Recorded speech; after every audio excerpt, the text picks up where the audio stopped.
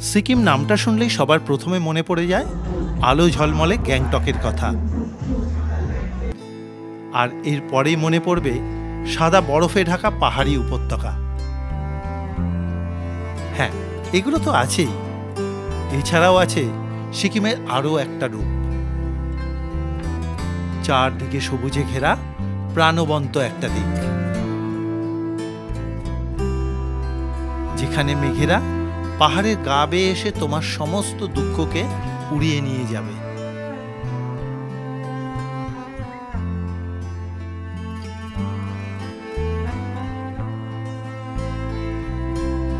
পাবে ছোট্ট বয়সে ফিরে যাওয়ার জন্য প্রাণোচ্ছল এক ঝর্ণা। আর নদী তো রইলই, পেতে পারো অ্যাডভেঞ্চার থেকে শুরু করে আধ্যাত্মিকতার অনুভূতি। এই সব কিছু একসঙ্গে পাওয়ার জন্য আমরা পৌঁছে গেছিলাম ওয়েস্ট সিকিমে। আজ আমার ওয়েস্ট সিকিমের দ্বিতীয় পর্ব। আজকে তোমাদেরকে ঘুরিয়ে দেখাবো সিকিমের চারধাম নামচি উপত্যকা, সঙ্গে বৃষ্টি ভেজা টেমি টি গার্ডেন, আর রইল রাবাংলার বুদ্ধা পার্ক। এছাড়াও সঙ্গে আছে চলার পথের অপরূপ সৌন্দর্য। আর খোঁজ দেব এমন এক থাকার জায়গা যেখানে একটা দিন থাকলেই তুমি এখানকার প্রকৃতির প্রেমে পড়বেই পড়বে। তাহলে চলো আজ শুরু করা যাক পেলিং থেকে। আমি চন্দন, তোমরা দেখছো আমার ইউটিউব চ্যানেল এক্সপ্লোরার রয়।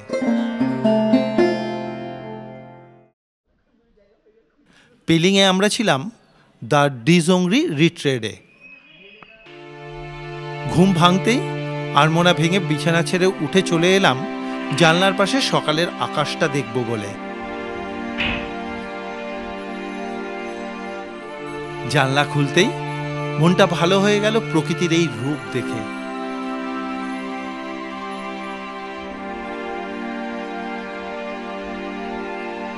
এবারে চলে এলাম ব্যালকনিতে। ঠান্ডা হাওয়া আর চোখের সামনে এই ল্যান্ডস্কেপ দেখে মনটা সতেজ হয়ে উঠল। ব্যালকনিতে দাঁড়িয়ে সকালে চা খেতে খেতে এখান থেকে পাহাড় আর মেঘেদের যে মেলবন্ধন দেখেছিলাম তা অকল্পনীয় সুন্দর। এখানে আসলে তোমরাও কিন্তু অনুভব করতে পারবে মেঘেদের দল পাহাড়ে গা বেয়ে উপর দিকে উঠে এসে তোমাকে স্নিগ্ধ পরশ দিয়ে মনে সব দুঃখ নিয়ে চলে যাবে। বলো তো, প্রকৃতির এই রূপ, এই স্নিগ্ধতা, এই শান্তি কিভাবে ভাষায় প্রকাশ করি? তোমাদের যদি জানা থাকে অবশ্যই কিন্তু আমাকে একটা কমেন্ট করে জানিও, অপেক্ষায় থাকবো। এরপরে ফ্রেশ হয়ে ব্রেকফাস্ট সেরে নিলাম। শিবশঙ্কর, বলো, তাড়াতাড়ি খাও, তাড়াতাড়ি খাও। আজকেও দেরি করেছো কিন্তু। বা দাদা বা সব দোষ তোমার। হ্যাঁ, দেরি করেছে। সব দোষ শিবশঙ্করের। মাথা পেতে দিলাম, আমি মাথা পেতে দিলাম, প্রচুর লেট করছে রোজ।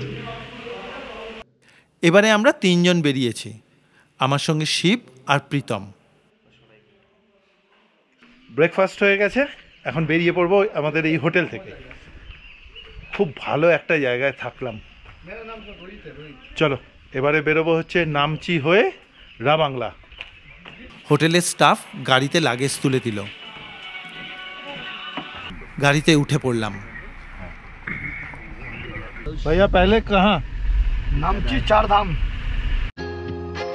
এবারের মতন পেলিংকে বিদায় জানালাম, তবে হ্যাঁ, কথা দিয়ে গেলাম আবার আসব। তোমাদেরকে জানিয়ে রাখি, আমাদের এই ওয়েস্ট সিকিম ট্রিপটা করছি পথের সন্ধানে ট্যুর অ্যান্ড ট্রাভেলসের সঙ্গে। গত দুটো দিন ওনাদের ব্যবস্থাপনা আমার বেশ ভালো লেগেছে। এর আগেও আমি কিন্তু ওনাদের সঙ্গে নর্থ সিকিম ঘুরতে গেছিলাম, তখনও বেশ ভালো লেগেছিল। তোমরা যদি এইদিকে ঘুরতে আসো, প্রয়োজন হলে ওনাদের সঙ্গে যোগাযোগ করে নিতে পারো। আমি ডেসক্রিপশন বক্সে ফোন নাম্বারটা দিয়ে দিলাম।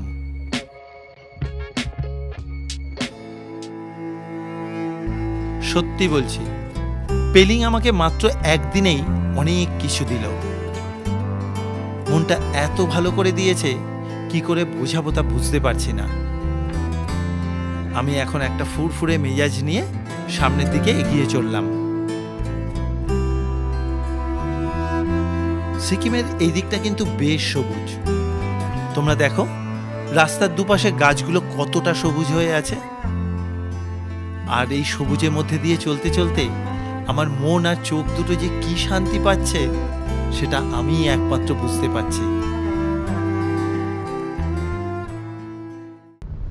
দেখো কালকে রাত্রে এখানে বৃষ্টি হয়েছে, তো গাছগুলো আরো সবুজ হয়ে গেছে, মনে হচ্ছে যেন নতুন করে প্রাণ ফিরে পেয়েছে।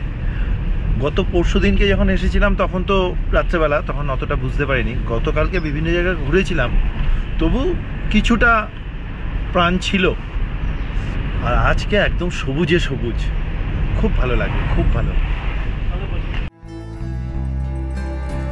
এটা ঠিক, বর্ষায় কিন্তু পাহাড়ের এক আলাদা রূপ, অনেক বেশি প্রাণবন্ত।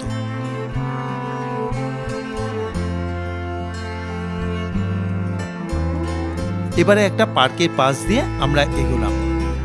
ছোটরা থাকলে এটা একটা ভালো বেড়ানোর জায়গা। আমরা আর পার্কের মধ্যে ঢুকলাম না, এখানকার জ্যামটা কাটিয়ে আস্তে আস্তে এগিয়ে চললাম। এরপরেই প্রকৃতি দেবী তার সৌন্দর্যের ঝাঁপি খুলতে শুরু করলো। চলার পথে এক একটা বাঁক মানেই এক একটা ক্যানভাসে আঁকা ছবি।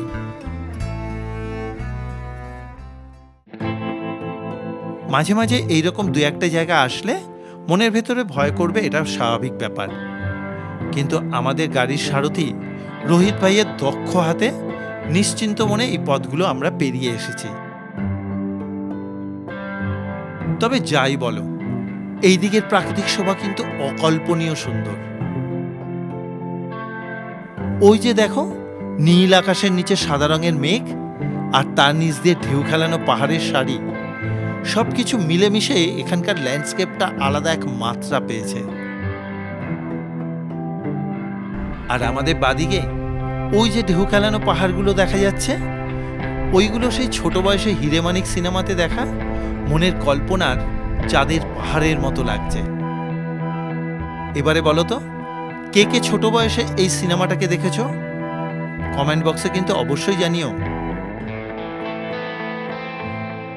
এই রকম ভাবে পথ চলতে চলতে আমরা লেকসেপ নামে পাহাড়ি একটা বস্তিকে পেরিয়ে এগোতে থাকলাম। আমাদের প্রথমবারের গন্তব্য নামচি। দূরত্ব প্রায় 50 কিলোমিটার, গাড়িতে সময় লাগবে 2 ঘন্টার মতো।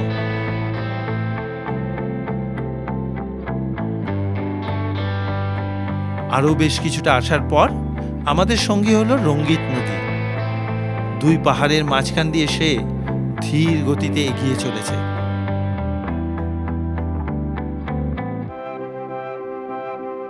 ঋষিবাজার পৌঁছানোর আগেই একটা টানেলের মধ্যে গাড়ি ঢুকে পড়ল। টানেলের দেওয়ালটা দেখে বোঝাই যাচ্ছিল এটা অনেক আগে বানানো।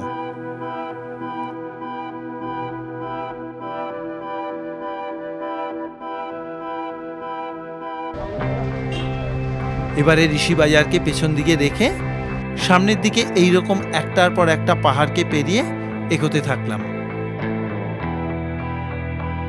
আমি পাহাড়ে বেড়াতে আসলে এই রাস্তার বিউটিগুলো একটুও মিস করতে চাই না, প্রতিটা মুহূর্তকে উপভোগ করতে থাকি। এইভাবে আরো বেশ কিছুক্ষণ চলার পর প্রায় 2.5 ঘন্টা গাড়ি জার্নি করার পর এসে গেলাম হচ্ছে সিকিমের 4 ধাম নামচিতে। চলো এবার এক এক করে পুরোটা ঘুরে দেখি। প্রথমে গেট দিয়ে ঢুকে টিকিট কাটতে হলো। এই যে টিকিট কেটে নিলাম, মাথা পিছু 50 টাকা করে এই 4 ধামের এন্ট্রি ফিস। টিকিট দেখিয়ে ঢুকে পড়লাম। নামচিতে পাহাড়ের ঢালে বড় একটা জায়গা নিয়ে আমাদের ভারতবর্ষের যে চারধাম আছে তারই রেপ্লিকা তৈরি করা হয়েছে। প্রবেশদ্বারের আগেই জুতো স্ট্যান্ডে জুতো খুলে রাখতে হলো।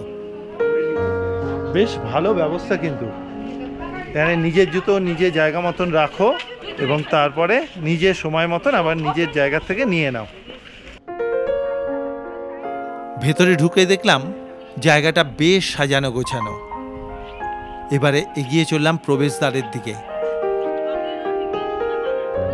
সিকিমের এই চারধামের মধ্যে এখানে কিন্তু বাবা মহাদেবের 12টা জ্যোতির্লিঙ্গের রেপ্লিকা তৈরি করা আছে। আমরা প্রথমবারই কিন্তু যাব সেই জায়গাতে।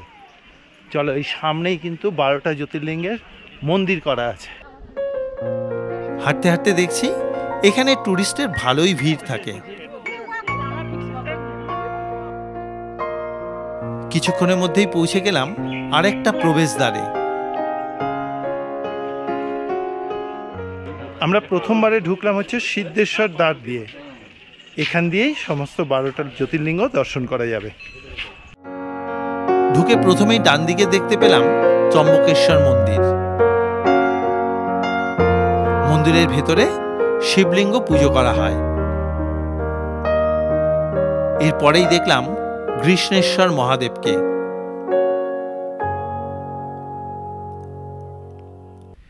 এর পরের যে মন্দির, সেই মন্দিরটা হচ্ছে নাগেশ্বর জ্যোতির্লিঙ্গের। তারপরে আছে ভীমাশঙ্কর জ্যোতির্লিঙ্গ। এই যে ডান পাশে নাগেশ্বর মহাদেব। এই হচ্ছে ভীমাশঙ্কর মহাদেব, আর এদিকে বাবা বৈদ্যনাথ ধাম। এরপরে সামনে যেটা, এটা হচ্ছে ওমকারেশ্বর মহাদেব।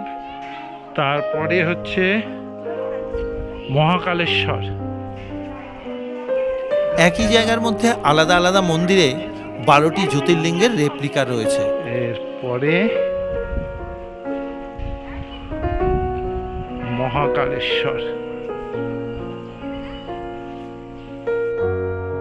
এই পুরো জায়গাটাতে অনেকগুলো মন্দির রয়েছে, বেশ সুন্দর লাগছে।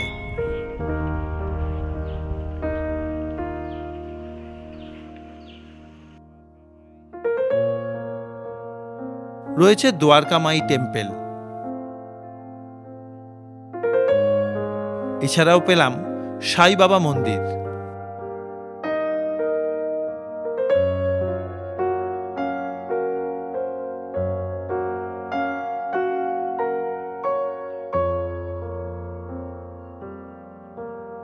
আরো কিছুটা এগোনোর পরেই বিরাট এক শিব ঠাকুরের মূর্তি দেখতে পেলাম।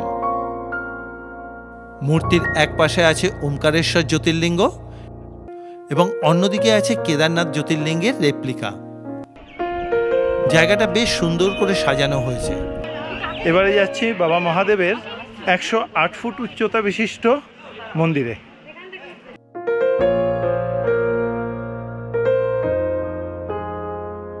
আমরা সিঁড়ি দিয়ে উপর দিকে উঠে এলাম। ওপরের মন্দিরের চাতাল থেকে চারদিকটা দেখতে খুব সুন্দর লাগছে।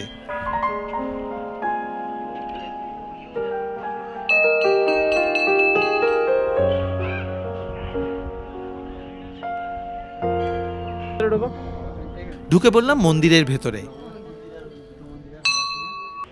মন্দিরের ভেতরে শিবলিঙ্গ রয়েছে, প্রতিদিন পুজোও করা হয়। এই যে 108 ফুট উঁচু যে মন্দির রয়েছে, এই মন্দিরের গর্ভগৃহে কিন্তু কোনো ফটোগ্রাফি অ্যালাউ নেই। দরজার সামনে থেকে আমি যতটুকু পারলাম ততটুকুই তোমাদেরকে দেখালাম। ভেতর দিকে একটা বড় জায়গায় নটরাজের মূর্তি রাখা আছে, খুব সুন্দর সেই জায়গাটা। যাই হোক, দেখাতে পারলাম না। চলো এবারে আমরা অন্যান্য দিকগুলো দেখি। আবার সিঁড়ি দিয়ে নিচের দিকে নেমে এলাম। নিচে নেবেই দেখি উপর দিকে মহাদেবের মূর্তিটা মেঘেরা পুরো ঢেকে দিচ্ছে। সৌভিকদা অবশ্য বলেছিল এখানে মেঘেদেরকে হাতে ছুঁয়ে দেখা যায়। সত্যিই কিন্তু তাই। এবারে দর্শন করতে যাব বদ্রীনাথ ধাম। চলো। কিছুটা হেঁটে এসে পৌঁছলাম বদ্রীনাথ ধামের রেপ্লিকার কাছে। ঢোকার মুখে গেট দেখে তো আমি অবাক। একদম বদ্রীনাথ ধামের প্রবেশদ্বারের মতন করে বানানো হয়েছে। ঘুরে দেখে নিলাম মন্দিরটা।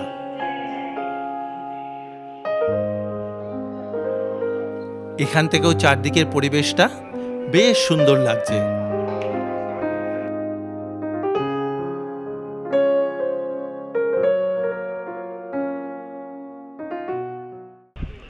বদ্রীনাথ ধাম দর্শন করে এবার যাব পুরী মন্দিরের আদলে যে মন্দির তৈরি করা হয়েছে সেই জগন্নাথ ধামে।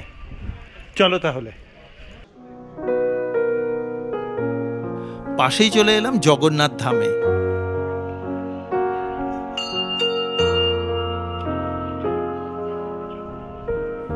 আস্তে আস্তে ঢুকে পড়লাম ভেতরে। ভেতরে কিন্তু জগন্নাথ দেব, বলরাম এবং সুভদ্রা দেবী বসে রয়েছেন। জগন্নাথ মন্দিরের পাশেই আছে চার ধামের আরেক ধাম, রামেশ্বর ধামের রেপ্লিকা। এগিয়ে চললাম মন্দিরের দিকে। আস্তে আস্তে মন্দিরের ভেতরে ঢুকে পড়লাম।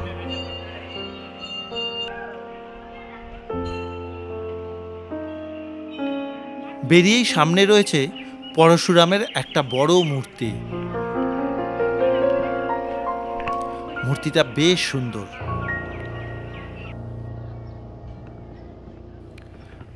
এর পাশেই আছে কীর্তেশ্বর ভগবান, যিনি মহাদেবেরই আরেকটা রূপ। এরপরে আমরা এখানে আরো বেশ কিছুটা সময় কাটালাম। এখানকার মানুষরা মনে করেন এই চার ধাম দেখলে ভগবানের আশীর্বাদ পাওয়া যায়।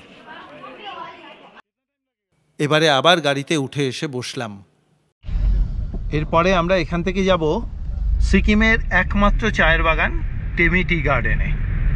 চলো, একটা সুন্দর জায়গা কিন্তু ওটা। শুরু হলো পথ চলা। বিকালের মেঘ আচ্ছন্ন পরিবেশের মধ্যে দিয়ে পাহাড়ি পথে চলতে বেশ ভালো লাগছিল, কিন্তু মনে মনে ভাবছি টেমি টি গার্ডেন যেতে 40 মিনিট মতন সময় লাগবে। যদি বৃষ্টি আসে। পাহাড়ের কয়েকটা বাঁক পেরোতেই আমার ভাবনাটাই একদম বাস্তবের রূপ নিল। শুরু হয়ে গেল টিপটিপ করে বৃষ্টি। তবে বৃষ্টি ভেজা এই পথে চলার কিন্তু আলাদা এক মাদকতা আছে। রাস্তার একদিকে উঁচু উঁচু পাইন গাছ, আর অন্যদিকে পাহাড়ের ঢালে প্রাণবন্ত সবুজ চায়ের বাগান। এ বলে তো আমায় দেখ, ও বলে তো আমায় দেখ। আর দূরে ওই ধূসর রঙের মেঘ উন্মুক্ত আকাশে মুখ ভার করে রয়েছে, যেন তার দিকে দেখিনি বলে সে বেশ কিছুটা অভিমান করে রয়েছে। সে অপেক্ষায় রয়েছে কতক্ষণে তার দিকে তাকিয়ে আমরা সবাই মিলে তার অভিমান ভাঙাবো। যাই হোক, প্রকৃতির এই সুন্দর মুহূর্তগুলোকে উপভোগ করতে করতে এগিয়ে চললাম।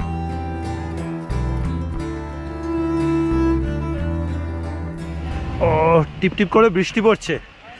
প্রায় আধ ঘন্টা গাড়িতে আসার পর পৌঁছে গেলাম এই টেমি টি গার্ডেন। ভালো লাগছে বেশ, একটু বৃষ্টিতে ভিজেই না তো ঘুরবো। চলে এলাম টিকিট কাউন্টারে। সিস্টার কিতনা কালকে টিকিট কেটে নিলাম। এই যে, এবার চলো ভেতরে যাওয়া যাক। চায়ের বাগানে ঢুকতেই মনে হলো প্রকৃতি যেন পাহাড়ের গায়ে সবুজ গালিচা পেতে রেখেছে। কি অপূর্ব সুন্দর লাগছে। আমরাও সিঁড়ি ধরে ঢুকতে থাকলাম চা বাগানের মধ্যে।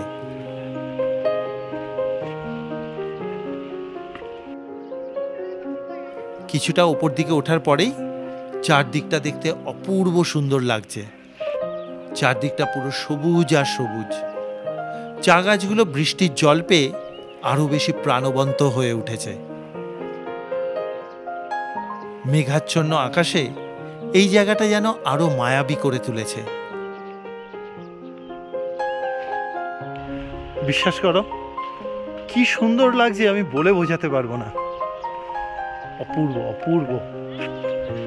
এই পাতাগুলো বৃষ্টির জল পেয়ে কতটা প্রাণ পেয়েছে বোঝাই যাচ্ছে। এই চা বাগানে কিন্তু এখন চায়ের পাতা তোলা বন্ধ। সাধারণত এই অঞ্চলে ডিসেম্বরের মিডিল থেকে ফেব্রুয়ারি মাস পর্যন্ত চা পাতা তোলা হয়। চায়ের বাগানে ঢোকা যায় বলে আমরা বৃষ্টির মধ্যেই বেশ কিছুক্ষণ ঘুরে বেড়ালাম। বৃষ্টিতে ভিজতে ভিজতে এখন খিদে পেয়ে গেছে। ঠিক তেমনি টি গার্ডেনের উল্টো দিকেই এক দিদির দোকানে ঢুকে পড়লাম। এখান থেকে মোমো খাবো আর দিদির থেকে এটার নাম জানবো। এটা একটা নতুন একটা জিনিস। दीदी ये क्या है? चिकन थाली चिकन फाले। चिकन मोमो कितना? 100 कितना पीस रहता है? 8 पीस 8 पीस। और ये वाला फाले 50 টাকা 50 टका। एक काम कीजिए 2 प्लेट चिकन मोमो दे दीजिए और ये 2 दीजिए। অর্ডার দিতেই গরম গরম চিকেন মোমো আর চিকেন ফালে পেয়ে গেলাম। বেশ ভালো খেতে, টেস্টি। আমার কাছে এই খাবারটা একদম নতুন লাগলো। তোমরাও কিন্তু এটা একবার ট্রাই করতে পারো, ভালো, বেশ টেস্টি। এবারে নিয়ে নিলাম চা, একদম টেমি টি গার্ডেনেরই চা এটা। বাহ, খুব ভালো ফ্লেভার। মাথা ভিজে কি অবস্থা! ইস, এই গরম চাটা খাওয়ার খুব দরকার ছিল। এবারে মোমো খেতে হবে, চিকেন মোমো। আমি কি এক পিস বেশি গেল? বাহ, আমি এক পিস বেশি খেয়ে নিয়েছি চন্দনদা। তবে কি হয়েছে? আমি চন্দনদার ভাগে এক পিস মোমো বেশি খেয়ে নিয়েছি ভাই। কি টেস্টি ভাই, সত্যি ভালো। এই জন্যই এক পিস বেশি খেয়েছে। ভালো বানিয়েছে না? ভালো বানিয়েছে। আবার গাড়িতে উঠে পড়লাম।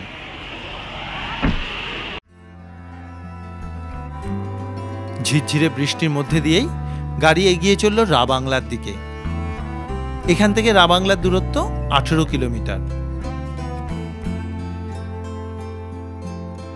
প্রায় 30 মিনিট গাড়ি চলার পর আমরা যখন রা বাংলার কাছাকাছি তখন সন্ধে হচ্ছে। বৃষ্টি ভেজা রা বাংলায় তখন মেঘেদের স্পর্শ পাওয়া যাচ্ছে। কি অদ্ভুত এক মায়াবী পরিবেশ। এখনো আমাদের প্রায় 4 কিলোমিটার রাস্তা যেতে হবে।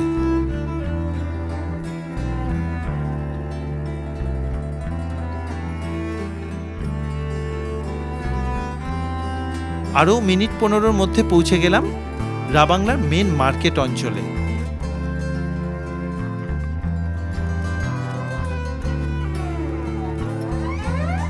এখানেই আজ রাত্রে আমরা থাকব হোটেল কনকা রেসিডেন্সিতে।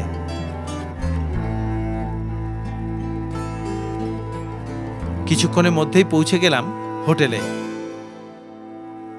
এখন বাজে সন্ধে 6:45। এখন এসে পৌঁছলাম আমাদের আজকে রাতের আস্তানা কনকা রেসিডেন্সি। এখন এখানে অফিসিয়াল কাজগুলো কমপ্লিট করে তারপরে রুমে যাব। রিসেপশনে নাম বলতেই ঘর পেয়ে গেলাম। ঘরে রয়েছে কিং সাইজের একটা বড় বেড,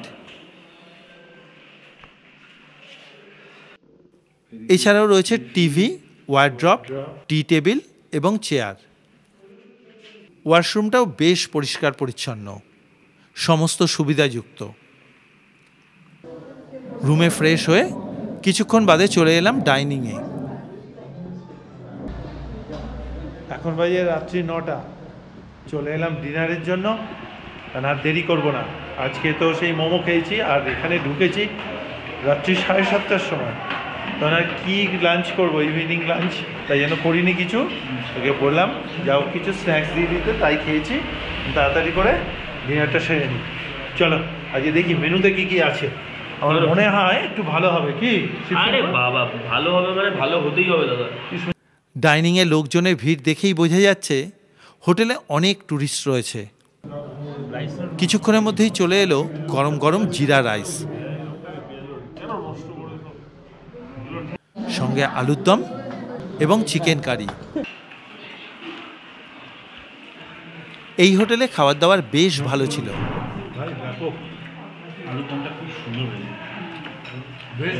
সবাই শান্তি মতন খেয়ে রাত্রেবেলা শুয়ে পড়লাম। পরের দিন সুন্দর একটা সকাল দিয়ে আমাদের দিনটা শুরু হলো।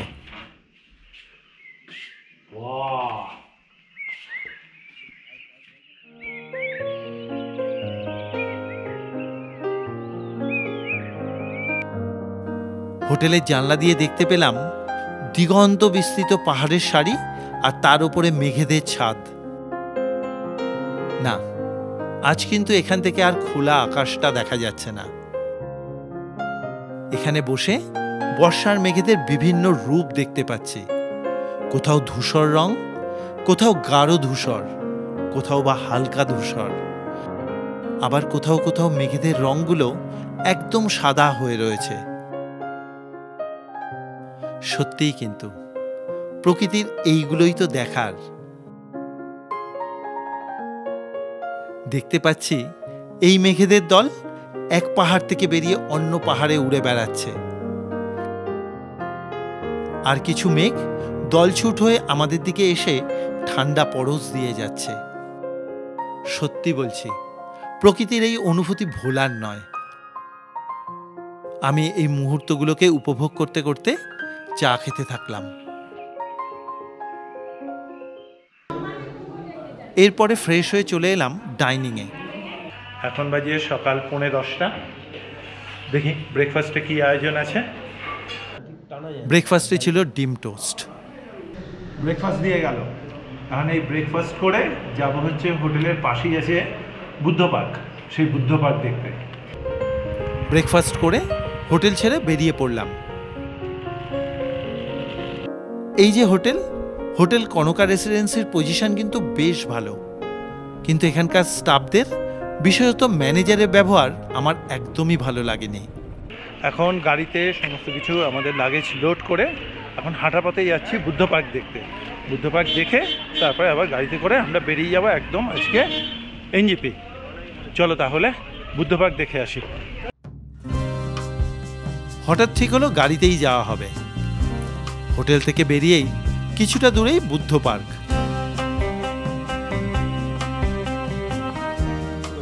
$50 পার্কিং ফি দিয়ে গাড়ি পার্কিংয়ে দাঁড় করিয়ে পার্কের দিকে এগোতে থাকলাম।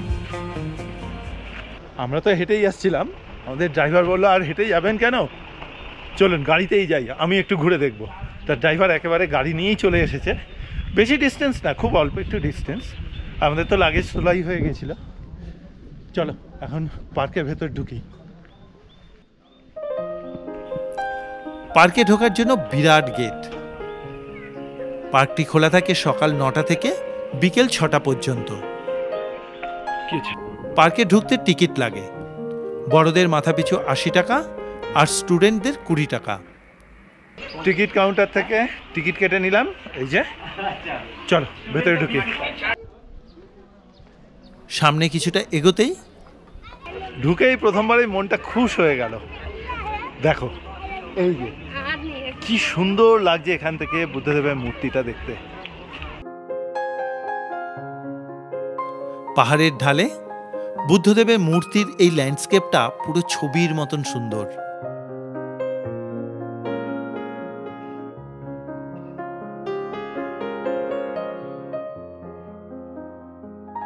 এবারে সিঁড়িপথ দিয়ে নিচের দিকে নামতে থাকলাম।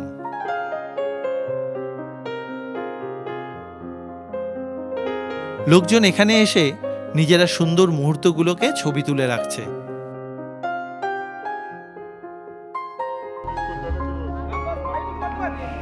পুরো পরিবেশটাই বাচ্চা থেকে বুড়ো সবারই ভালো লাগবে।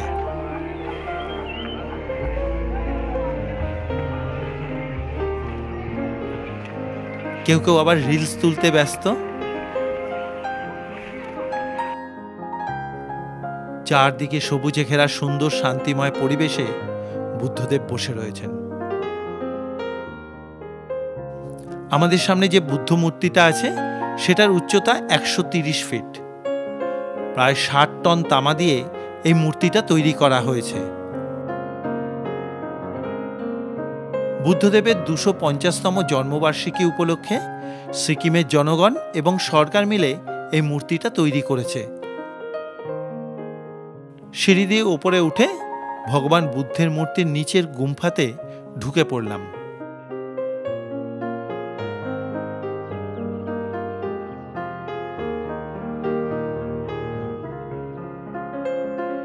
গুম্ফার ভেতরেও ভগবান বুদ্ধদেবের মূর্তি রয়েছে এবং গুম্ফার দেয়ালে ভগবান বুদ্ধের জীবনী ছবিতে আঁকা আছে। আর আছে ভেতরে সিঁড়িপথ দিয়ে আরও ওপর দিকে যাওয়ার রাস্তা।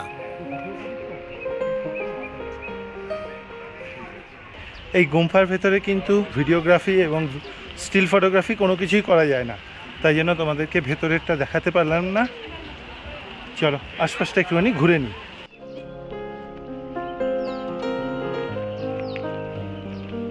এবারে পাশের রাস্তা ধরে এগিয়ে চললাম। ভগবান বুদ্ধদেবের মূর্তির পেছন দিক থেকে কাঞ্চনজঙ্ঘা দেখা যায়। আমরা এখানে অনেকক্ষণ ঘুরে বেড়ালাম।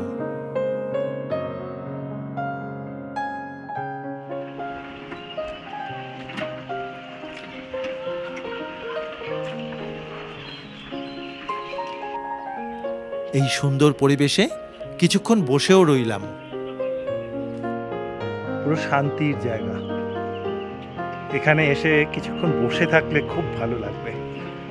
আমার তো খুব ভালো লাগলো, আমি অনেকটা সময় বসে রইলাম। চলো আজকে আর দেরি করব না, এবারে বেরিয়ে যাব। দেখলাম এখানে ব্যাটারি গাড়ি চলছে। যারা হেঁটে এতটা ওপর দিকে উঠতে পারবেন না, তারা মাথাপিছু 100 টাকার বিনিময়ে এই গাড়িতে চলে আসতে পারবেন ঠিক এই জায়গাতে।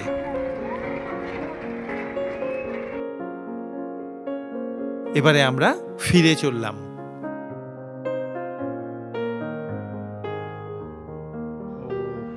গাড়িতে উঠে বসে পড়লাম। আজকের ভিডিও তোমাদের কীরকম লাগলো অবশ্যই কিন্তু একটা মতামত জানিও কমেন্ট বক্সে। আমি ভীষণভাবে অপেক্ষায় থাকবো, কারণ তোমাদের প্রতি কটা মতামত আমি নতুন নতুন ভিডিও তৈরি করতে আমাকে অনেক বেশি সাহায্য করে।